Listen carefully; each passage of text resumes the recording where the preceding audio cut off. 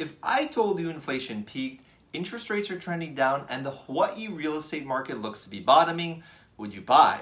Let's put it another way. If a PlayStation 3 or your favorite shopping bag was on sale for the first time in forever, would you buy? The reason you would buy your sale but not a home is why the Hawaii housing market will rebound in 2023, and I'll explain why in this video. Now, to be clear, while I reference national data, I'm answering the housing market on Oahu since I don't make any money if you buy elsewhere. I'm kidding. Every market can be significantly different, and you'll learn what makes the island so unique. Now, we'll start first with the problem. How did we get to where we are today?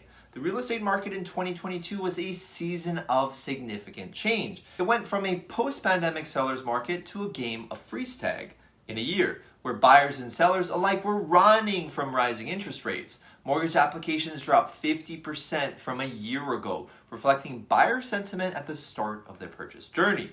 Specifically on Oahu, buyer demand dropped 42% from December 2021 to December 2022 for total monthly volume. Even with no change in price, higher interest rates increased monthly mortgage payments by the exact same amount, 42%. This combination resulted in median home prices dropping 9% for single-family homes and 6% for condos from peak to where it is today. And with articles like this about looming recession, no wonder buyers are now asking the following questions. Should I buy real estate in 2023? The monthly payments are unaffordable. Why don't I wait until interest rates come down? I'll buy when I see the perfect deal. If so, I get how you feel. It's a top 3 stressors my buyers had this year, yet most of them still bought. But why did they do it? To answer that question, we have to go back to the buyer psychology of the home purchase versus discount sale. It comes down to the difference in cost of a decision like a home.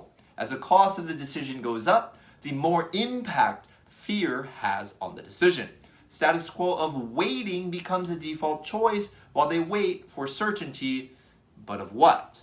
The last time the Oahu housing market had this discount was after the 2008 housing crash, when in 2009, the overall market dropped 7% year over year and chopped sideways before rebounding. It's not just about affecting buyers, as 31% less sellers moved forward with selling in this environment using December 2021 versus 2022 stats and keeping inventory tight. Waiting for interest rates to lower is the other certainty reason. Since peaking in October at 7.3%, rates trended down and now stable in the low 6% range. Inflation looks to be under control with a soft landing actually possible. Full economic explanation here. Now, surprisingly, it's already reflecting in the market. This month was the first month total inventory and month supplies of active inventory dropped since the market peaked in early 2022. Now combine that with low supply, demand returning, with a possibility of no recession, and you have the conditions for a market rebound. What are the possible sparks to this rebound? And what can you do to take advantage as a buyer? And why do my clients buy? I'll answer them right after you like this video. Let's start with why my clients bought first, as it sets a framework to answer the others. While most buyers know it's a good idea to buy, the trigger really is the deadline. It's like how you don't work on your essay until the night before it's due. Now, for example, my buyers were living in a 1-bedroom as a couple with 2 dogs. The trigger was getting that second dog to finally say, "Okay then, it's time." And at that point, I helped them to find the perfect home that they didn't even think was possible, negotiating over $60,000 off the list price and close with time to spare for Christmas.